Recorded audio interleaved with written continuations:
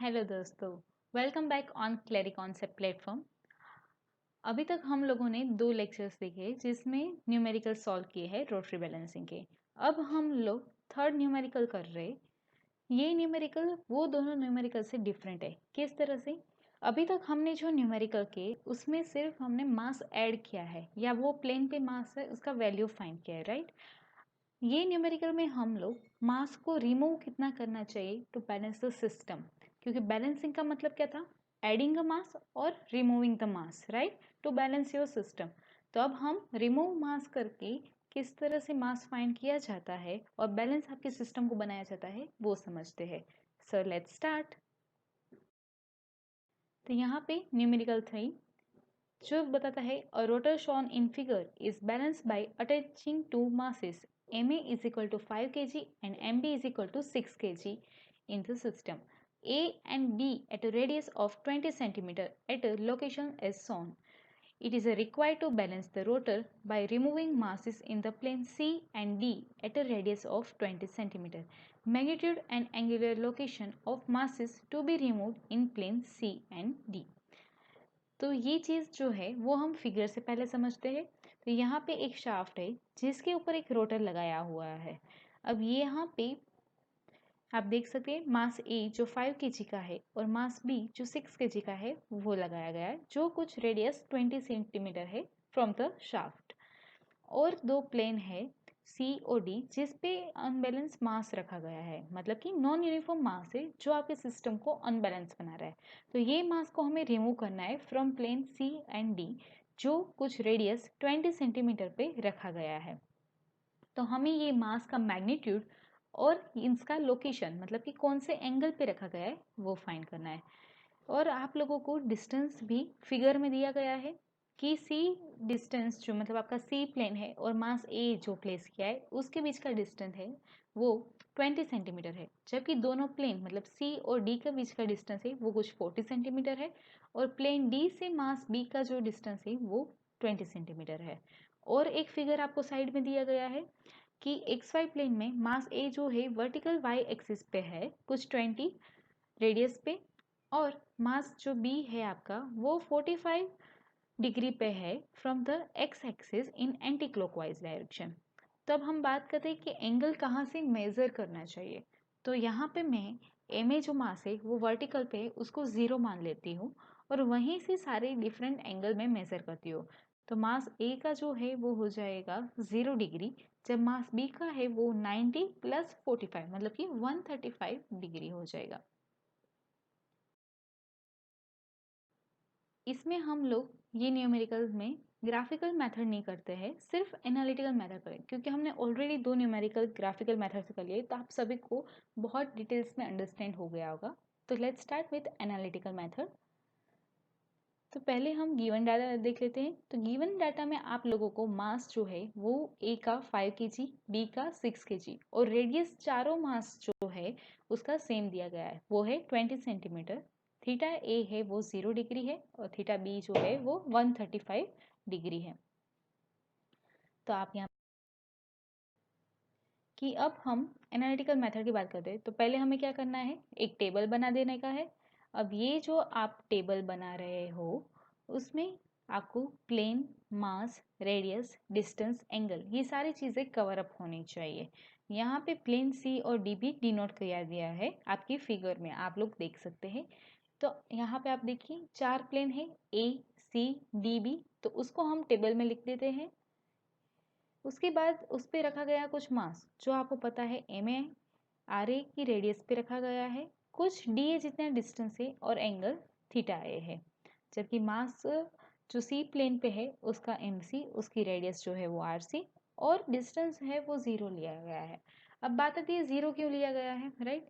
तो आप सभी को पता है कि जब भी हम different planes in different system बात कर रहे होते हैं वो समय पे आपको एक रेफरेंस प्लेन लेना आता है। और ये भी मैंने आपको बताया गया है कि रेफरेंस प्लेन लेने के समय ध्यान रखिए कि आपके पास जो प्लेन में ज़्यादा अननोन है वही प्लेन सिलेक्ट कीजिए, जिसकी वजह से आप जब मोमेंट लगे तो परपेंडिकुलर डिस्टेंस जो है वो 0 होगा तो आपका मोमेंट 0 हो जाएगा, तो अननोन आपके कम हो जाएंगे। तो यहाँ पे आपको प्लेन ए और प्लेन बी पे रखी गई सारी चीज़ें पता है। पर प्लेन सी और डी पे रखी गई चीज़ें नहीं पता है तो सी या डी किसी को भी आप डिस्टेंस प्लेन ले सकते हैं। मैंने यहाँ पे सी लिया है, आप चाहिए तो डी पे भी ट्राई कर सकते हैं जो कुछ एंगल थीटा सी पे होगा। इसी तरह मास डी, आर डी और डी डी जितना डिस्टेंस है वो कहाँ का दिखा रहा है, सी प्लेन से डी तक का डिस्टेंस जो आपको 40 सेंटीमीटर है और कुछ थीटा डी जितना एंगल पे रखा गया होगा। मास एम बी जो कुछ रेडियस आर बी पे रखा गया है और डी बी ये जो डिस्टेंस है वो भी सी से बी तक का दर्शा रहा है, मतलब सी से बी तक का 40 + 20 मतलब कि 60 सेंटीमीटर जितना डिस्टेंस है और ये कुछ एंगल थीटा बी पे रखा गया होगा। आपने नोटिस किया कि हर एक जो मास है कुछ डिफरेंट एंगल पे है और ये डिफरेंट एंगल पे होने की वजह से रोटरी बैलेंसिंग है तो वो मोशन में है, मतलब कि रोटेशन कर रहा है और ये रोटेशन के समय वो सेंट्रीफ्यूगल फोर्स प्रोड्यूस कर रहा है। तो सेंट्रीफ्यूगल फोर्स जो है वो कुछ एंगल पे प्रोड्यूस होने की वजह से उसके कंपोनेंट हो गए। तो यहाँ पे आप देख सकते हैं कि जो आपका टेबल था उसके अंदर दो और चीज़ें ऐड हो गई है, फोर्स और कपल की, जिसमें ये सारी चीज़ें ही है, मतलब कि आपका जो फोर्स प्रोड्यूस हो रहा था वो कुछ एंगल पे होने की वजह से उसके कंपोनेंट हो गए, एक कोस का कंपोनेंट होगा और एक साइन का कंपोनेंट होगा। तो उन सबको हम लिख लेते हैं। तो पहले हम जो एम एन लिखा था उसकी जगह जितना मास गिवन है, मतलब कि गिवन डाटा हम लिख देते। तो 5 kg जितना मास है कुछ 20 रेडियस पे रखा गया है। फिर एम सी आपको मास नहीं पता पर रेडियस पता है, डी पे भी आपको मास नहीं पता है पर रेडियस पता है, जबकि बी का आपको मास जो है 6 kg और रेडियस 20 सारी चीज़ें पता है। अब मैंने पहले बोला कि सी को हम रेफरेंस प्लेन लेते तो वो जीरो हो जाएगा। सी की लेफ्ट ओर पे जो भी प्लेन होगा वो क्या होगा, नेगेटिव होगा। आप सभी ने देखा होगा कि जब भी आप एक्स वाई प्लेन लेते हो तो एक्स में जब पॉजिटिव मतलब कि राइट हैंड साइड लेते हो तो सारी वैल्यू पॉजिटिव लेते हो और जीरो से लेफ्ट हैंड साइड लेते हो नेगेटिव लेते हो। तो ये आपका जीरो है वो सी प्लेन है, उसकी लेफ्ट में ए प्लेन होने की वजह से हम उसको -20 लेते हैं। जबकि डी प्लेन है वो राइट हैंड साइड है तो वो 40 सेंटीमीटर है, सी से डी तक का उसको लिखा है और सी से डी तक का डिस्टेंस जो है वो 60 है। मतलब कि सारे जो डिस्टेंस है वो आपको रेफरेंस प्लेन मतलब कि सी प्लेन से मेजर करने हैं। अब यहाँ पे हम एंगल लिख देते तो आपको ए का और सिर्फ बी का पता है, जबकि थीटा सी और थीटा डी नहीं पता है। तो यहाँ से आप ये देख सकते हैं कि आपको चार चीज़ें नहीं पता है, mass on C plane and angle of that and mass of D plane and angle of that. अब हम फोर्स के कंपोनेंट लिखते हैं। तो यहाँ पे आप देख सकते हैं एम आर कोस थीटा है तो एम आपका अभी है 5 इंटू रेडियस 20 इंटू कोस 0, तो उसका जो वैल्यू है वो आ जाएगा 100। जबकि एम आर साइन थीटा में वैल्यू रहेगी तो 5 इंटू 20 इंटू साइन 0, तो वो जो है क्या आ जाएगा आपका साइन जीरो, मतलब जीरो हो जाएगा तो उसकी वजह से जीरो। इसी तरह हम कपल को करते हैं तो यहाँ पे एल जो है वो एल क्या आ जाएगा -20 डिस्टेंस जो है तो उसकी वजह से -2000। और m r l sine theta है उसमें साइन जीरो होने की वजह से वो भी जीरो हो जाएगा। इसी तरह हम फोर्स में सी की वैल्यू लिख देते हैं। तो एम आर कोस थीटा में जब हम सी प्लेन का लिखेंगे तो सिर्फ आपको रेडियस पता है तो वही सिर्फ 20 आएगा। इसी तरह साइन में, और जब कपल की बात आती है तो एल उसमें आता है तो वो डिस्टेंस जो है वो तो ज़ीरो के साथ कुछ भी आप मल्टीप्लाई करेंगे तो ज़ीरो हो जाएगा। इसी तरह दूसरा जो है साइन का कंपोनेंट उसमें भी एल है तो कपल का जो कंपोनेंट वो दोनों ज़ीरो हो जाएगा फॉर द प्लेन सी।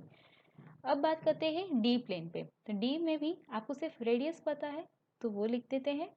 और जब आप कपल पे जाएंगे तो आपको आर और एल मतलब कि रेडियस और डिस्टेंस दोनों पता है तो उसका वैल्यू लिख देते हैं। तो मास हो जाएगा m d into 20 into 40 into cos theta d और फिर साइन के कंपोनेंट लिख देते हैं। अब हम बात करते हैं बी प्लेन पे रखे गए मास की फोर्स जो प्रोड्यूस हो रहा है उसके कंपोनेंट। तो पहले कोस का कंपोनेंट जो है 6 इंटू 20 इंटू कोस 135 जिसका वैल्यू है -84 इंटू 85 आएगा। अब यही चीज़ें हम साइन के कंपोनेंट में लिखते हैं तो मास 6 kg इंटू रेडियस 20 और साइन जो है वो 135 जिसका वैल्यू है वो 84.85 आएगा।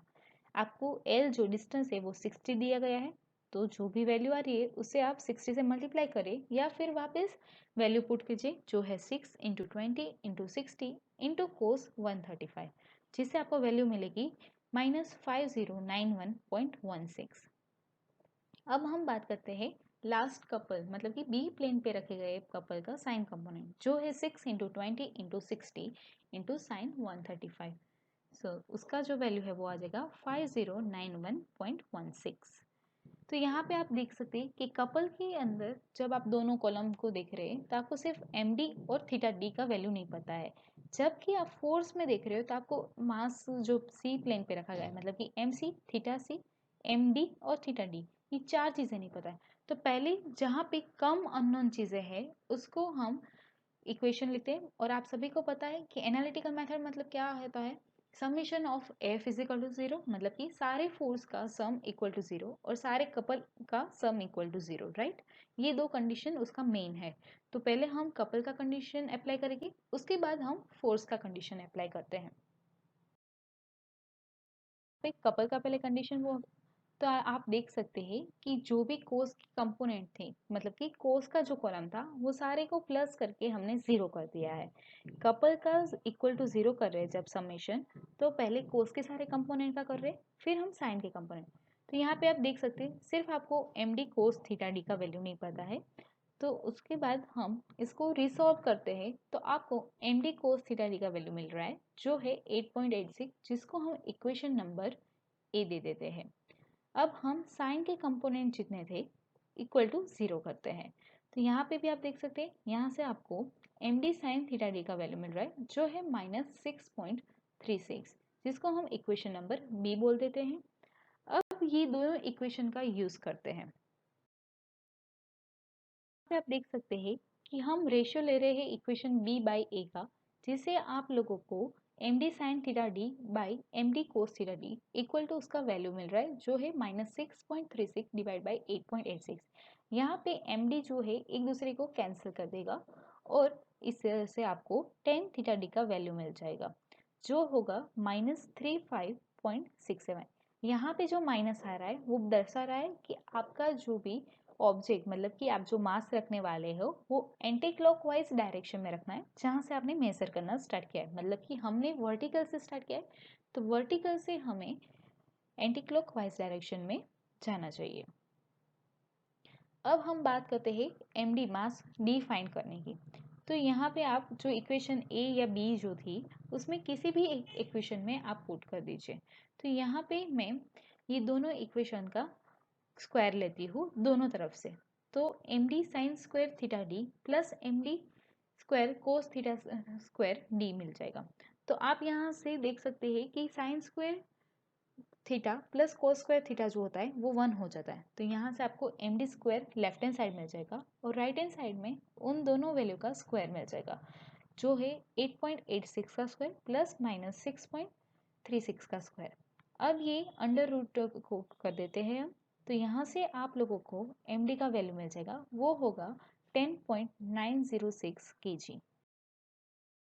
इस तरह से हम लोगों को डी प्लेन पे रखे गए मास और उसका थीटा का वैल्यू मिल गया जो हमें रिमूव करना है to make our system balance, right.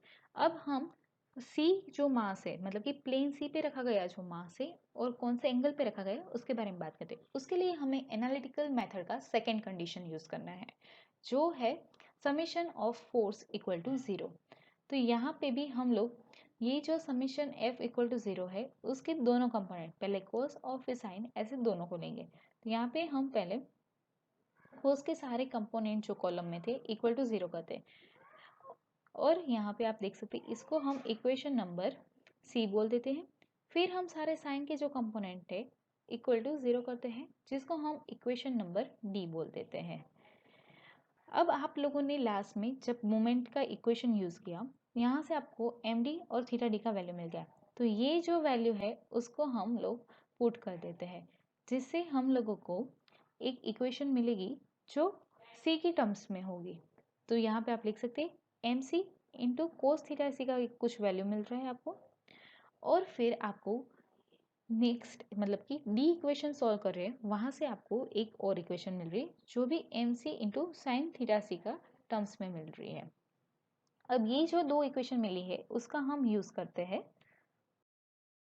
तो आप यहाँ पे देख सकते हैं कि जब हम ये दोनों इक्वेशन का यूज़ कर रहे हैं तो वापस दोनों तरफ स्क्वायर कर देते हैं तो क्या आ जाएगा m c square is equal to -9.612 का स्क्वायर प्लस 2.12 का स्क्वायर। इसको अंडर रूट में करेंगे तो आप लोगों को mc का वैल्यू जो है वो मिल सके, मतलब कि प्लेन सी पे रखे गए मास का वैल्यू मिल रहा है। अब बात करते हैं एंगल फाइंड करने की। तो एंगल फाइंड करने के लिए हम इसका रेशियो लेते हैं, जो इक्वेशन सी और डी जो है उन दोनों का। तो यहाँ पे आप देख सकते हैं m c into sine theta c और m c into cos theta c का लेंगे आप रेशियो, तो आप लोगों को कुछ वैल्यू मिलेगा। और यहाँ पे एम सी जो है वो कैंसिल कर देगा, तो सिर्फ आपको tan theta c is equal to -0.22 मिलेगा। जो थीटा सी का वैल्यू है वो बताता है -102.43, मतलब कि 12.43 दिखा रहा है। और ये जो वैल्यू है वो नेगेटिव है, वो दर्शा रहा है आपको कि वो काउंटर क्लॉकवाइज डायरेक्शन में है। तो इस तरह से हम लोगों को सी और डी प्लेन पे जो मास रिमूव करना था, कौन से एंगल पे रिमूव करना था, वो पता चल गया है, जिससे आपकी सिस्टम है वो बैलेंस बन सकती है। तो यहाँ पे हम रोटरी बैलेंसिंग है उसके मेथड्स और उसके न्यूमेरिकल्स कंप्लीट करते हैं। In the next lecture we will discuss reciprocating method है, उसका रेसिप्रोकेटिंग मासेस, मतलब कि अभी तक हमने सिर्फ रोटरी सिस्टम को ही देखा है, अब रेसिप्रोकेटिंग सिस्टम को भी हम कवर अप करेंगे। Thank you everyone, hope you enjoyed this lecture.